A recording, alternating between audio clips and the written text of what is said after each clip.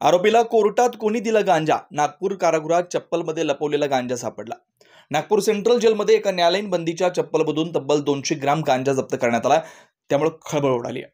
POCSO प्रकरणात अटकेत असलेला सरफराज आलम नावाचा आरोपी हा कोर्टाची तारीख उरकून सायंकाळी पुन्हा जेलमध्ये परतत असताना त्याच्या चपलेत काहीतरी संशयास्पद असल्याचं जेल पोलिसांच्या निदर्शनास आलं।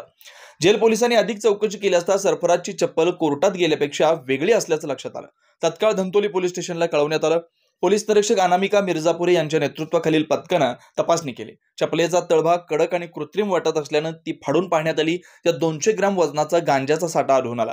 हा गांजा कोर्टात कोणी आरोपीला दिला आणि तो कोणासाठी घेऊन जात होता याचा तपास सुरू केला। या प्रकरणात जेलमधील सुरक्षा व्यवस्थेवरही प्रश्नचिन्ह निर्माण झालंय। सेंट्रल जेलमध्ये एक आरोपी आहे, न्यायालयीन बंदी आहे, सोनू उर्फ सरफराज जहांगीर आलम, राहणार हिंगणा, मध्यवर्ती कारागृह सध्या।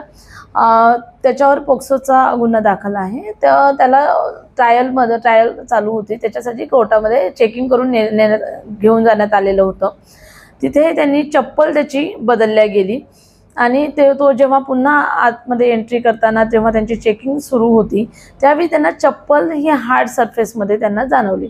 म्हणून आम्हाला त्यांनी कॉल करून बोलावण्यात आलं आम्हाला। आम्ही तिथे गेलो टीमसह।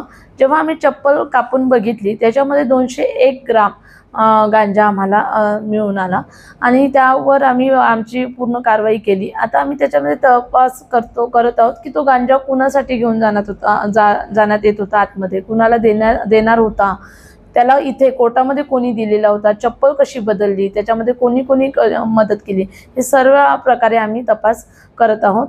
या कारवाईसाठी माननीय CP रवींद्र सिंगल साहेब, joint CP sir Reddy sir, additional CP Dabhade sir, DCP Madane sir आणि ACP नंदनवार सर यांच्या मार्गदर्शनात ही आम्ही कारवाई केलेली आहे।